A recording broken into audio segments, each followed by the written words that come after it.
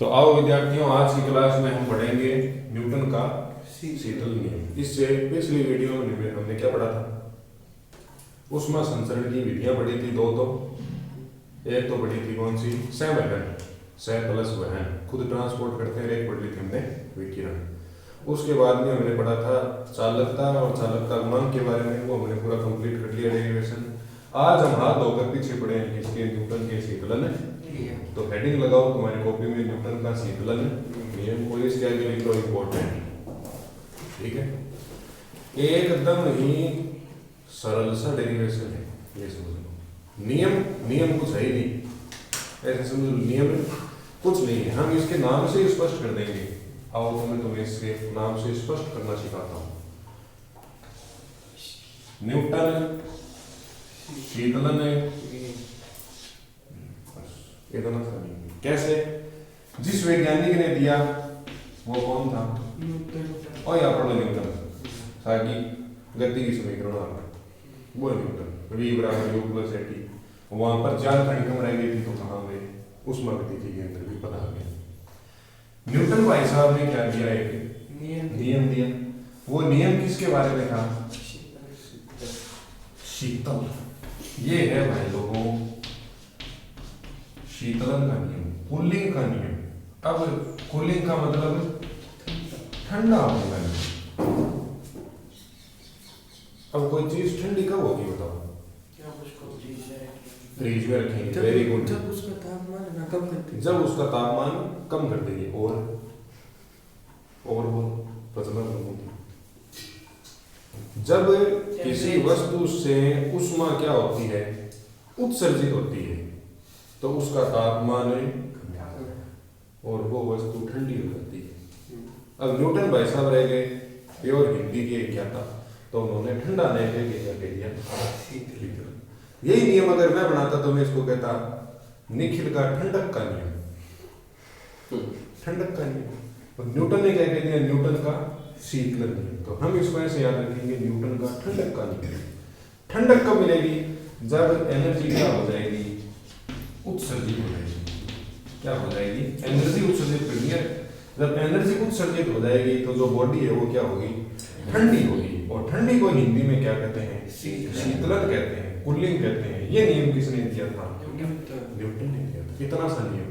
अब इसमें वो कोई ग्राफ रूप और बनाता है, मैं तुम्हें बना के बताता हूँ। ग्राफ इतना सरल है। एक चाय का कप ठंड के मौसम में बाहर पड़ा है। उस चाय का जो तापमान है वो मान लो 25 डिग्री सेंटीग्रेड है, और बाहर वातावरण का तापमान कितना है? 15 डिग्री सेंटीग्रेड है। तो चाय बना के बीच पे रख दी गई। उस टाइम उसका तापमान कितना था? इतना था। यहाँ पर समय है और यहाँ पर क्या है? तुम्हारा टेम्परेचर है। आवाज लगा दी, अजी चाय बन गई है, दीवार पे रखी है, ठंडी हो रही है। बड़ी बड़ी बड़ी बड़ी बड़ी। जैसे जैसे टाइम बढ़ता गया उसका टेम्परेचर कम होता गया और उसका टेम्परेचर कितने पे आके रुक गया? जब चाय बनी थी तो तापमान कितना था? 25। और अब जब उसने सीधी रेखा प्राप्त कर ली, मतलब वो साम्यावस्था में आ गई, वातावरण के बराबर उसका तापमान हो गया, तो अब उसका तापमान कितना हो गया? 15 से 14 तो हो नहीं सकता, क्योंकि बाहर का जो वातावरण है उसका तापमान 15 है। भाई हमारे घर में एसी लगी हुई होती है, एसी ऑटोमेटिक कट हो जाती है। उसका तापमान मतलब रूम का टेम्परेचर और बाहर एनवायरनमेंट का टेम्परेचर बराबर हुआ, वो कट गई। फ्रिज के अंदर भी ऐसे ही होता है कि तुम्हारे एनवायरनमेंट का टेम्परेचर और अंदर का टेम्परेचर बराबर हुआ, वो कट हो गया। उस्त्री चलाते हैं उसके अंदर भी ऐसे ही होता है। इस्त्री वो चलाते हैं उसमें भी ऐसे ही होता है। माइक्रोवेव गर्म हुआ, बाहर का टेम्परेचर बराबर हुआ, वो कट गया। तो साम्य अवस्था की स्थिति ये कहती है कि जब चाय बनी उसका तापमान 25 डिग्री था, और धीरे धीरे टाइम बढ़ता गया, टेम्परेचर कम होता गया, और वो टेम्परेचर कहाँ पे आके रुक गया? ये 15 वो तापमान है जो बाहर वातावरण का तापमान है। तो ऊष्मा उत्सर्जित हुई। हमने अभी पढ़ा था कि एक T1 तापमान की वस्तु थी, एक T2 तापमान की वस्तु थी। यहाँ से यहाँ ऊष्मा चली, और जब तक चली जब तक T1 बराबर क्या नहीं हो गया? T2 नहीं हो गया, और तापांतर का मान 0 हुआ, तो ना उच्च ताप ना निम्न ताप दोनों बराबर, तो ऊष्मा का उत्सर्जन भी बंद हो गया। तो 25 से ऊष्मा चली, कहाँ तक चल गई?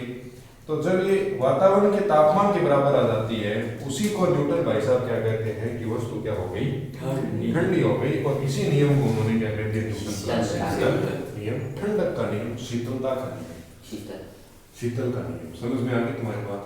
तो अब हेडिंग लगाओ और बड़े आनंद के साथ कॉपी में लिखो। ये इंपॉर्टेंट जरूर है, लेकिन इसमें काम की चीज बहुत कम है, ठीक है। इसमें आगे डेरिवेशन आएगा, वो थोड़ा सा काम का हो सकता है, वो भी नॉर्मल में उल्टे हाथ से लिख सकता हूँ। उल्टे हाथ से दो ही काम होते हैं, ये वो दूसरा काम है लिखने वाला, ठीक है। तो इसमें लिखो, किसी वस्तु से कई जना बंदा खाना नहीं खा रहे, क्या खा लिया कई जना क्या हैं? देखो, किसी वस्तु से उष्मा का निकलना, किसी वस्तु से उष्मा का निकलना, कोमा उत्सर्जित होना, उसका शीतलन कहलाता है। उसका शीतलन कहलाता है। इस प्रक्रिया में वस्तु के तापमान में कमी होती है। इस प्रक्रिया में वस्तु के तापमान में कमी होती है। कोई नई चीज आई है जी? कोई नई चीज नहीं। अब ये तो नियम लिखा है, अब इस नियम में कुछ प्रतिबंध भी होंगे, तो इतने से नियम को तो कौन अप्रूव करेगा? वो अपनी तरफ से लगड़ पे चोर लगाएगा भी। तो लिखो अगली हेडिंग इसी के अंदर, शीतलन नियम के आवश्यक प्रतिबंध। शीतलन नियम के आवश्यक प्रतिबंध। शीतलन नियम के आवश्यक प्रतिबंध।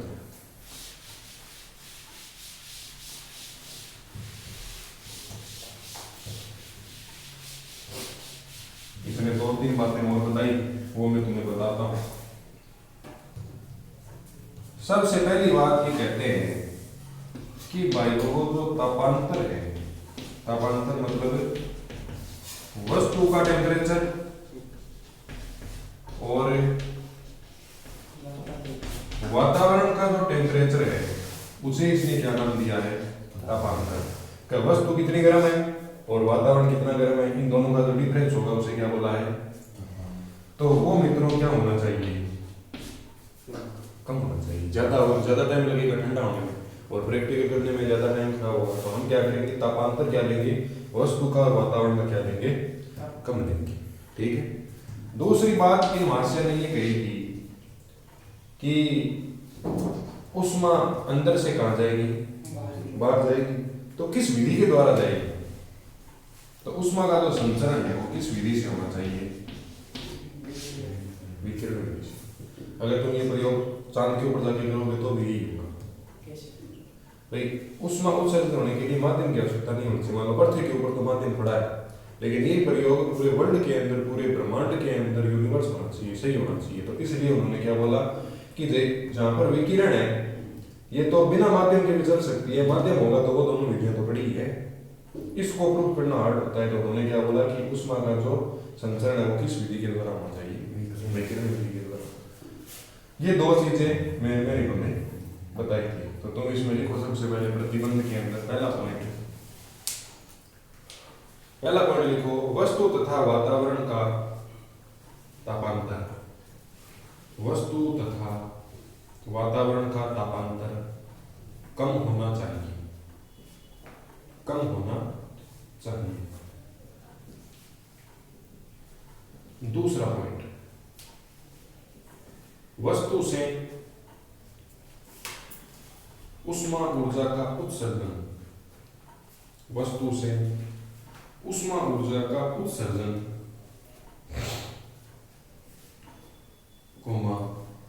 विकिरण विधि से होना चाहिए। विकिरण विधि से होना चाहिए।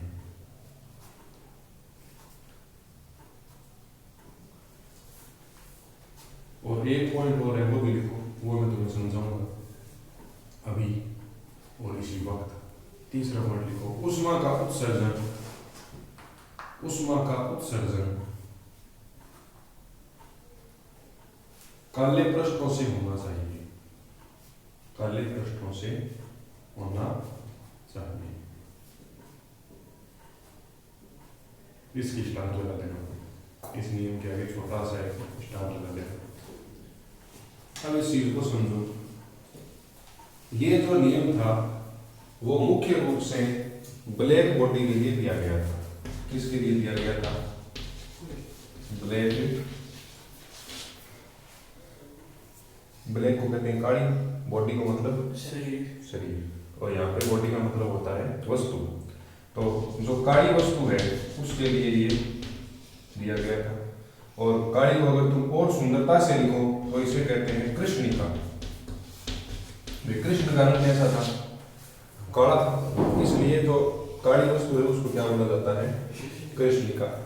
तो ये जो नियम था वो बेसिकली उन वस्तुओं के लिए दिया गया था जिनका कलर कैसा होता है? काला।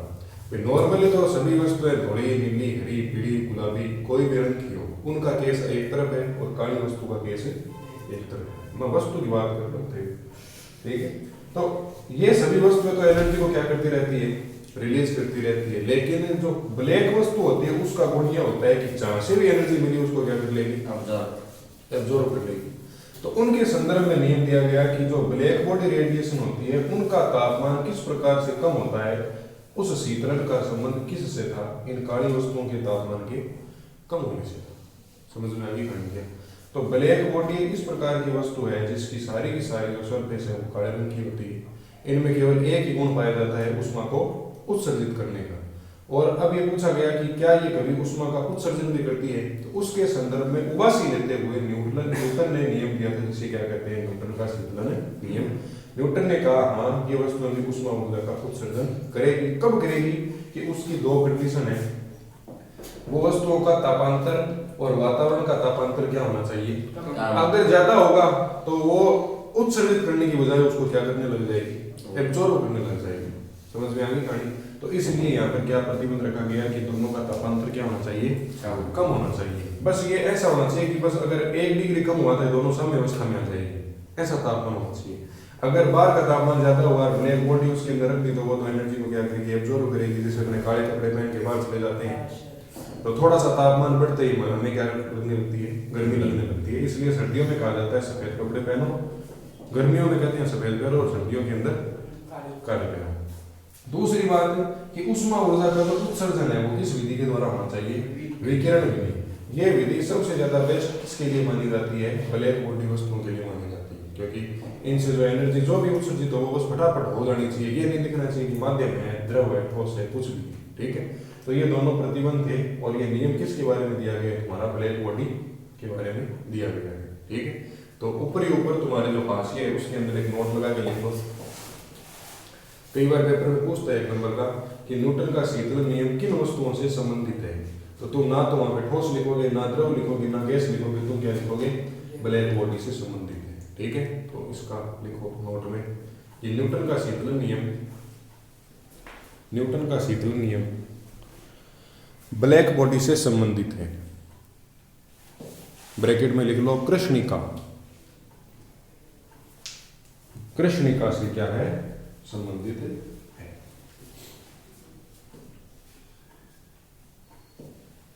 ठीक है, अब लिखो शीतलन नियम की परिभाषा। शीतलन नियम की परिभाषा, स्टेटमेंट क्या है?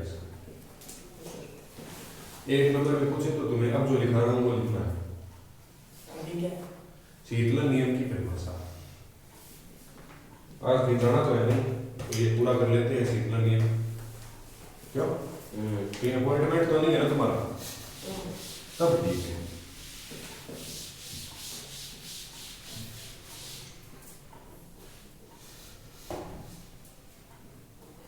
तो लिखो भाई लोगों,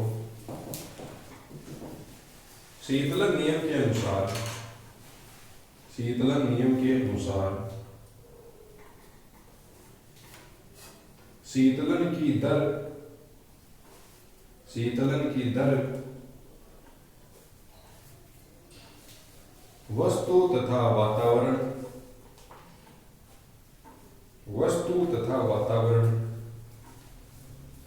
के तापांतर के समानुपाती होती है।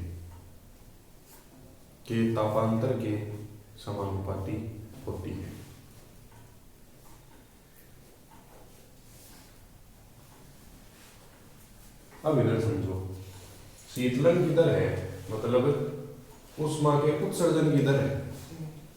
देखो मैं यहाँ लिखता हूँ, तुम बाद में नोट करना। शीतलन की जो दर है वो ही क्या है तुम्हारी, उष्मा के उत्सर्जन की दर। और जब हमने उष्मा देखा तब तक हमने क्या माना, क्यों बोला, और जब हमने दर देखा तब तक हमने क्या लिखा, T। तो उष्मा का जो उत्सर्जन होगा उसकी दर ये कह रहा है भैया कि dq बटा कम समय कम उष्मा, ज्यादा समय ज्यादा उष्मा। तो प्रयोग जो किए जाते हैं वो अल्प के लिए किए जाते हैं, फिर उनका समाकलन करके हम पूरे के पूरे सिस्टम को ज्ञात कर लेते हैं। तो यहाँ पर हमने लिखा कि कम समय के अंदर कितनी कम उष्मा वहां से वहां जा रही है। खैर ये जो समानुपाती होगा वो किसके समानुपाती होगा, तापांतर के समानुपाती। जहां पर जो T1 है वो किसका तापमान है, वस्तु का तापमान, और जो T2 है वो किसका तापमान है, वातावरण का। अब पेपर के अंदर तुम स्वतंत्र हो, तुम ये मत सोचना कि हम वहां पे T2 माइनस T1 लिख देंगे तो क्या होगा। तो जो पहले लिखो वो किसका तापमान कर देना, भाई उत्सर्जन हो रहा है तो अधिक ताप की वस्तु से निम्न की तरफ हो जाएगा, तो अधिक ताप किसका होना पड़ेगा, वस्तु का। और जो अधिक होगा उसी के अंदर से कोई चीज बिठवाएगी, है नहीं है। अब हम ये लिखेंगे, ये जो समीकरण है dq बटा dt आ जाएगा तुम्हारा माइनस का, और बराबर यहाँ पर आएगा तुम्हारा कांस्टेंट है, और ये क्या हो जाएगा T1 माइनस है। अब तुम ये कहोगे कि ये समस्या है, कमी हो रही है। अब देखो उष्मा उत्सर्जित हो रही है, शीतलन हो रही है, मतलब वस्तु क्या हो रही है, धीरे धीरे ठंडी हो रही है, और तापमान में क्या होगी, कमी। तो ये नेगेटिव चिन्ह ये बताता है कि जो वस्तु का तापमान है वो क्या हो रहा है, उसकी उष्मा में क्या हो रही है, कमी आ रही है। उसमें उष्मा की कमी को प्रदर्शित करता है कौन है, भाई उष्मा कहाँ पर है, ये क्यों उष्मा ही तो है, तो इसी के आगे माइनस लगाएंगे। अगर वहां लगा दूंगा तो वो तो ताप के कम को बता देगी, वो तो तापांतर को कम बताएगी। तो हम उष्मा के अंदर कमी कर रहे हैं, इसलिए माइनस का चिन्ह कहा गया, dq क्या है, समझ गए। ये छापो तुम्हारी कॉपी के अंदर, ये ठंडी गर्म मत लिखना, ये समझाने के लिए।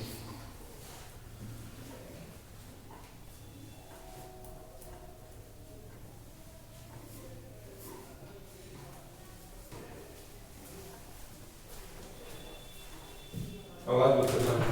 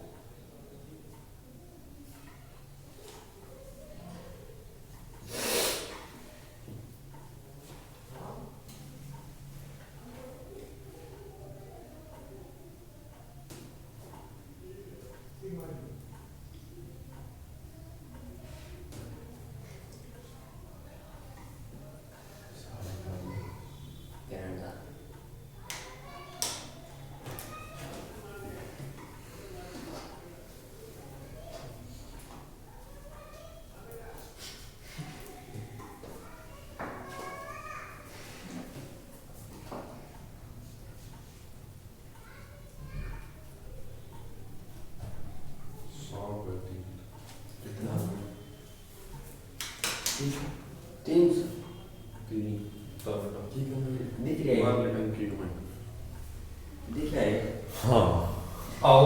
चलो देख क्या मैं रात में उठते ही मम्मी कह रहे हो मैंने सपना में सांप दिख गया।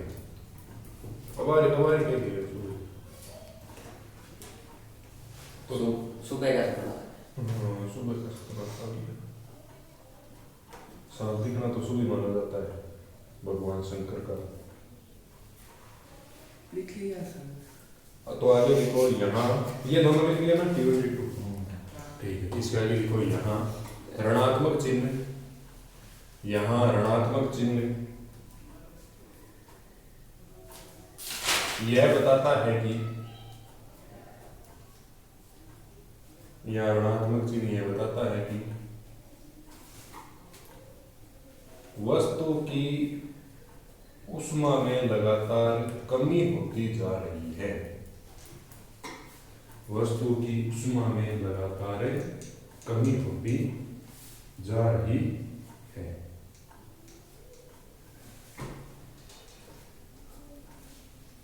इसी के साथ में हम बना लेते हैं इसका शीतलन वक्र।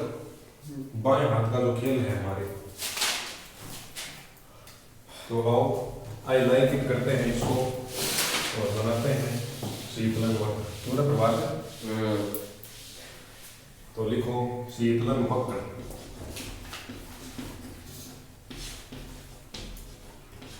फुलिंग करो।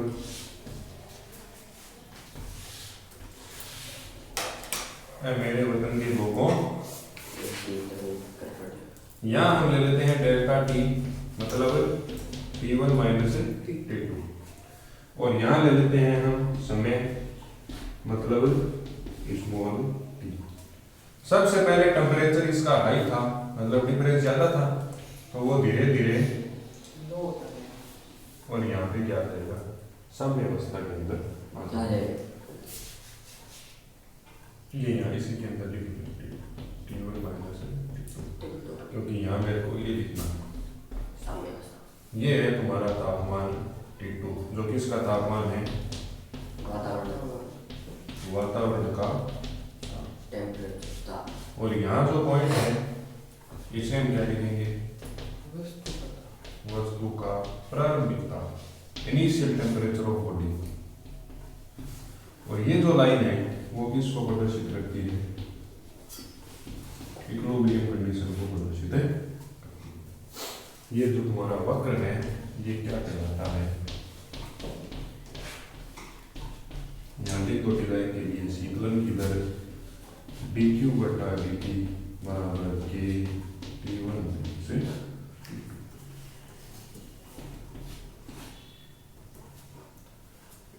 कई बार तो किस्मत जब बढ़िया होती है तो एक नंबर का ये ग्राफ पूछ लेते हैं जिसमें कुछ नहीं है।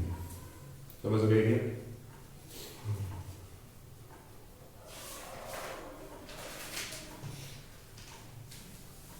और इसका डेरिवेशन है तुम कहो तो बना दो या फिर कल करो कल कर लो। तो ये शीतलन नियम होने के बाद में तुम ऐसे समझ लो कि तुम्हारा जो चैप्टर है वो 90% कंप्लीट, 10% उसके अंदर थोड़ी बहुत थ्योरी है। तुम्हें याद हो तो मैंने एक बार ये सब काम में लिया था रुदो संक्रमण पढ़ा था उस टाइम। उसके अंदर समीकरण है पी वी की पावर गामा बराबर के। तब मैंने बताया था गामा क्या होता है सीपी बटा। ये भी इसके अंदर तुम्हें मैं बता दूंगा क्या होती है चीजें। तो जिन भाइयों और बहनों ने यूट्यूब पर पुरानी वीडियो नहीं देखी है वो जरूर देख कर आए। शायद हमारी इन टॉपिकों की लगभग 20 वीडियो लगा दी गई है विभिन्न चैप्टर के इस चैप्टर। ठीक है, बहुत बहुत धन्यवाद।